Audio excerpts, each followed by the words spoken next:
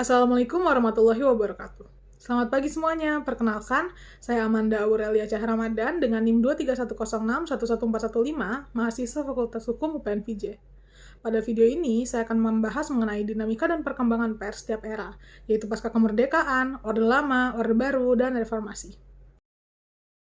Pada masa pasca kemerdekaan, pers di Indonesia memiliki karakter sebagai pers perjuangan, yaitu pers yang lebih berfungsi sebagai alat untuk mempertahankan kemerdekaan dibandingkan sebagai pengawas kekuasaan. Hal ini sangat dipengaruhi oleh kondisi negara pada saat itu, yang mana Indonesia masih belum stabil, karena setelah proklamasi, Indonesia bahkan masih harus menghadapi ancaman dari Belanda yang pada saat itu masih berusaha untuk kembali untuk menjajah. Dalam situasi tersebut, pers digunakan sebagai alat mobilisasi massa untuk membangun semangat nasionalisme, menyebarkan informasi perjuangan, serta untuk memperkuat dukungan masyarakat terhadap kemerdekaan. Kebebasan pers pada masa ini juga dapat dikatakan masih sangat cair, karena negara Indonesia ini masih baru pada saat itu dan belum punya sistem hukum yang mapan ataupun regulasi khusus yang mengatur pers secara jelas. Dan secara yuridis, Indonesia bahkan pada saat itu masih menggunakan beberapa aturan dari peninggalan Belanda, seperti Haza Artikelen dalam KUHP, terus juga ada Wetboek. Nah, namun dalam praktiknya, ketentuan ini jarang digunakan terhadap pers nasional, karena fokus utama pemerintah pada saat itu adalah menghadapi musuh, yaitu penjajah.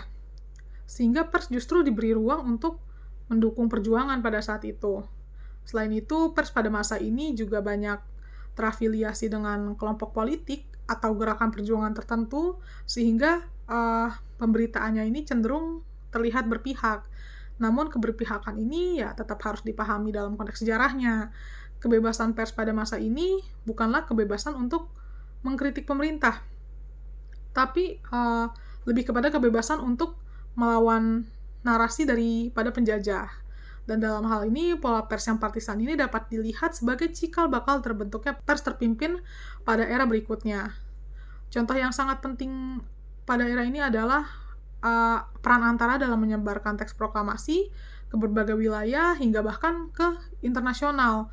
Pada saat itu, kantor berita Antara mengambil alih kantor berita Jepang Domei dan secara diam-diam menyebarkan berita proklamasi melalui jaringan komunikasi yang ada.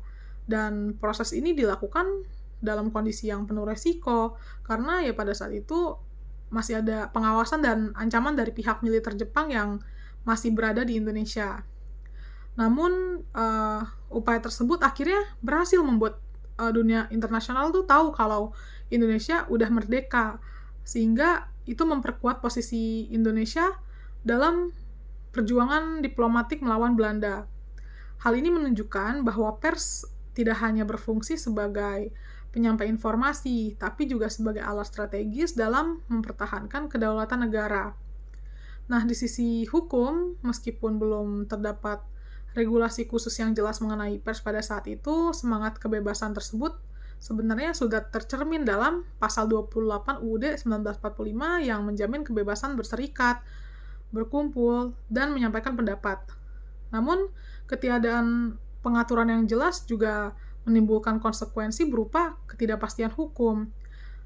Nah, menurut saya, secara yuridis, kondisi ini dapat dikatakan sebagai pedang bermata dua, di mana di satu sisi ketiadaan regulasi ini memberikan ruang gerak yang luas bagi pers untuk berperan aktif dalam memperjuangkan kemerdekaan, tapi di sisi lain kondisi ini juga menciptakan ketidakpastian hukum yang pada perkembangan selanjutnya dapat dimanfaatkan oleh rezim berikutnya untuk mulai melakukan pembatasan terhadap kebebasan pers.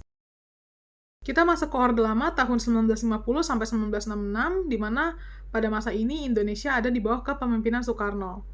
Perkembangan pers di Indonesia bisa dibilang mengalami dinamika yang cukup kompleks karena berada dalam dua fase yang berbeda, yaitu masa demokrasi liberal dan juga masa demokrasi terpimpin. Pada awal periode tahun 1950 sampai 1959, kebebasan pers berada dalam kondisi yang relatif luas dan bahkan dapat dikatakan cukup liberal.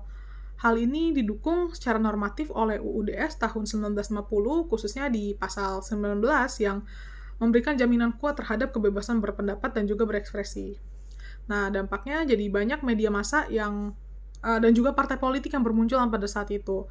Pers juga punya ruang yang lebih besar untuk menyampaikan kritiknya terhadap pemerintah.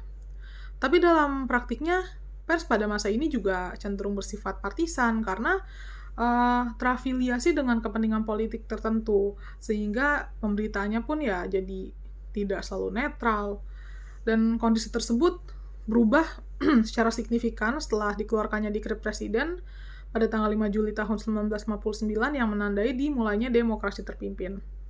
Nah, dalam sistem ini mulai terjadilah pemusatan kekuasaan di tangan presiden, yang mana hal itu berdampak langsung pada kebebasan pers, yang mana pers pada saat ini tidak lagi diposisikan sebagai pengawas kekuasaan, tapi sebagai alat revolusi yang harus mendukung ideologi negara. Bahkan pada masa ini, pers diarahkan menjadi penyambung lidah antara nasakom atau nasionalisme, agama, dan juga komunisme, sehingga media yang tidak sejalan dengan arah politik pemerintah akan beresiko untuk dibatasi atau bahkan diberhentikan operasionalnya. Salah satu instrumen utama yang digunakan adalah surat izin terbit atau SIT, yang mana hal itu memberikan kewenangan administratif kepada pemerintah untuk menunjukkan apakah suatu media ini dapat tetap beroperasi atau tidak. Nah, akibatnya kebebasan pers menjadi sangat terbatas karena ya media harus menyesuaikan isi dari pemberitaannya itu supaya ya nggak bertentangan dengan pemerintah. Contoh nyata dari kondisi ini adalah pemberedelan surat kabar Indonesia Raya serta pemenjaraan Muchtar Lubis yang dikenal kritis terhadap kebijakan pemerintah pada saat itu. Ia bahkan ditahan tanpa proses peradilan yang jelas, yang menunjukkan adanya ya pelanggaran terhadap kebebasan berpendapat dan juga hak atas peradilan yang adil. Dari sisi hukum, kondisi ini menunjukkan bahwa negara mulai menggunakan instrumen administratif sebagai alat kontrol politik, di mana perizinan yang seharusnya bersifat administratif justru ya jadi berubah menjadi alat untuk membatasi kebebasan berekspresi. Jika kita kaitkan dengan era sebelumnya, pola pers yang partisan pada masa pasca kemerdekaan dapat dilihat sebagai cikal bakal terbentuknya pers terpimpin pada masa ini, yaitu pergeseran dari keberpihakan terhadap perjuangan menjadi keberpihakan terhadap kekuasaan negara. Dan menurut saya, kalau dilihat dari era Orde Lama, sebenarnya kita bisa lihat gimana kekuasaan yang terlalu terpusat itu bisa berdampak langsung ke kebebasan pers. Jadi, meskipun secara aturan ada jaminan kebebasan berpendapat, ya dalam praktiknya tetap bisa dibatasi lewat dari hal-hal administratif seperti SIT. Dan menurut saya ini menunjukkan kalau keberadaan aturan hukum aja itu sebenarnya ya belum cukup kalau tidak diimbangi dengan pembatasan kekuasaan dan juga mekanisme penguasaan yang jelas. Kebebasan itu tetap bisa dikontrol dengan cara lain. Masuk ke era Orde Baru, yang mana pada saat ini Indonesia ada di bawah kepemimpinan Soeharto.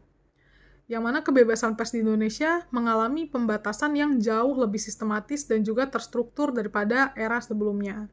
Pada masa ini, pers dikenal dengan istilah pers Pancasila, yang mana secara teori itu terdengar ideal karena terkesan menekankan tanggung jawab dan juga nilai-nilai kebangsaan. Namun, ya dalam praktiknya konsep ini justru malah menempatkan pers bukan sebagai pengawas kekuasaan, melainkan lebih kepada sebagai alat untuk menjaga stabilitas nasional, sehingga kebebasannya ini lebih condong kepada pemerintah dibandingkan kepada publik.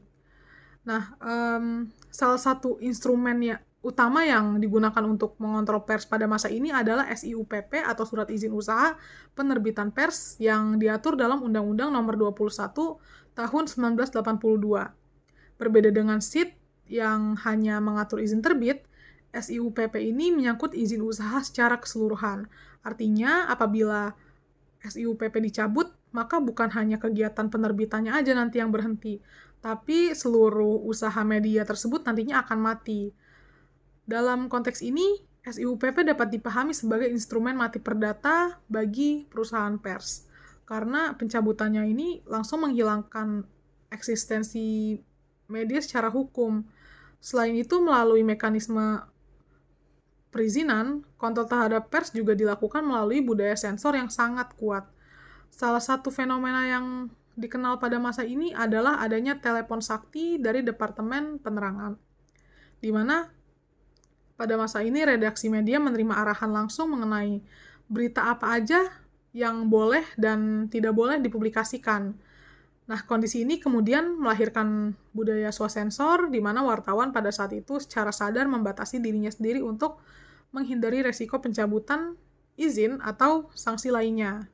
Contoh kasus yang paling monumental pada era ini adalah pemberedelan majalah Tempo serta media editor dan Detik pada tahun 94. Kasus ini awalnya dipicu oleh pemberitaan yang mengkritik kebijakan pembelian kapal perang bekas dari Jerman Timur yang berkaitan dengan B.J. Habibie yang pada saat itu menjabat sebagai Menteri Riset dan Teknologi atas arahan Presiden. Dan menurut pendapat saya bisa melihat jelas bahwa konsep stabilitas nasional pada era ini seringkali dijadikan sebagai tameng hukum untuk membenarkan pembatasan terhadap kebebasan pers. Padahal dalam negara hukum yang demokratis seharusnya stabilitas dibangun melalui keterbukaan informasi dan juga kontrol publik, bukan dengan cara membungkam kritik. Hal ini menunjukkan bahwa tanpa adanya kebebasan pers yang nyata, hukum dapat dengan mudah disalahgunakan untuk mempertahankan kekuasaan. Masuk ke era reformasi, di mana kebebasan pers di Indonesia pada saat ini mengalami perkembangan yang sangat signifikan. Hal ini ditandai dengan lahirnya Undang-Undang Nomor 40 Tahun 99 tentang pers, yang mana itu menjadi tonggak utama dalam menjamin kemerdekaan pers. Dalam pasal 4 ditegaskan bahwa terhadap pers nasional tidak lagi dikenakan penyensoran, pemberedelan, maupun pelanggaran penyiaran. Selain itu, pada pasal 18 juga diberikan perlindungan dengan mengatur adanya sanksi pidana bagi para pihak yang menghalangi kerja pers. Tidak hanya itu, dibentuk pula Dewan Pers sebagai lembaga mandiri yang berfungsi menjaga kemerdekaan pers sekaligus meningkatkan profesionalisme jurnalis. Nah, dalam praktiknya, kebebasan ini membuka ruang yang sangat luas bagi media untuk berkembang, termasuk ya di era digital ini. Pers dapat menyampaikan kritik terhadap kebijakan publik secara lebih terbuka dibandingkan dengan era-era sebelumnya. Hal ini jelas telah menunjukkan bahwa adanya pergeseran menuju sistem yang lebih demokratis. Namun demikian, kebebasan pers di era reformasi juga mengalami tantangan baru yang cukup kompleks. Kalau pada masa lalu pembatasannya ini lebih banyak datang dari negara, dalam bentuk pemberedelan misalnya, maka saat ini tantangan tersebut cenderung muncul dalam bentuk penggunaan instrumen hukum serta resiko kekerasan terhadap jurnalis di lapangan. Di sini ada dua contoh yang dapat kita lihat. Jadi yang pertama ini ada kasus Muhammad Asrul pada tahun 2019, di mana beliau ini merupakan seorang jurnalis yang menulis laporan investigatif, namun ternyata justru malah diproses menggunakan ketentuan pencemaran nama baik dalam UU ITE. Dalam konteks ini muncul perdebatan mengenai mekanisme penyelesaian sengketa pers, karena ya secara prinsip terdapat asas lex specialis derogat legi generali yang menghendaki agar sengketa pemberitaan ini lebih tepat diselesaikan melalui mekanisme khusus dalam hukum pers. Lalu selanjutnya ada kasus penganiayaan terhadap jurnalis Nur Hadi pada tahun 2021, yang mana itu menunjukkan bahwa risiko dalam menjalankan tugas jurnalistik itu masih tetap ada, khususnya ketika meliput isu-isu sensitif. Menurut saya, walaupun saat ini sudah tidak ada lagi pemberedelan terhadap pers, bukan berarti kebebasan pers itu sepenuhnya tanpa tantangan. Hanya saja bentuk tekanannya ini sekarang sudah berbeda. Kalau dulu kan lebih banyak datang langsung dari negara. Nah, sekarang lebih sering muncul melalui proses hukum atau kondisi di lapangan. Nah, selain itu, kalau dilihat lebih jauh, tantangan tersebut saya rasa juga bisa datang dari dalam media itu sendiri. Misalnya, terkait kepemilikan media yang mana dalam beberapa situasi bisa juga mempengaruhi arah pemberitaan. Jadi menurut saya kebebasan pers di Indonesia ini memang sudah jauh lebih baik dibandingkan sebelumnya, tapi tetap perlu dijaga. Bukan hanya dari sisi aturannya, tapi saya rasa juga dari bagaimana praktiknya di lapangan ini tetap konsisten dan juga independen. Berdasarkan pembahasan tersebut, dapat disimpulkan bahwa dinamika kebebasan pers di Indonesia ini sangat dipengaruhi oleh kondisi politik dan juga sistem pemerintahan yang berlaku pada setiap era. Semakin terbuka dan demokratis suatu pemerintahan, maka semakin besar pula ruang kebebasan yang dimiliki oleh pers. Dengan demikian, kebebasan pers ini dapat dikatakan sebagai salah satu indikator penting dalam melihat kualitas demokrasi daripada suatu negara. Lalu untuk saran, saya rasa ke depan perlu adanya penguatan dalam penegakan hukum yang konsisten terhadap perlindungan pers supaya kebebasan yang sudah dijamin dalam undang-undang ini benar-benar dapat dirasakan dalam praktik. Selain itu, saya rasa juga penting untuk menjaga independensi media dari berbagai kepentingan, baik politik maupun ekonomi, supaya pers tetap dapat menjalankan fungsinya sebagai kontrol sosial secara objektif. Di sisi lain, masyarakat juga perlu lebih bijak dalam menerima dan juga menyaring informasi, terutama di era digital saat ini, supaya kebebasan pers ini tidak justru disalahgunakan.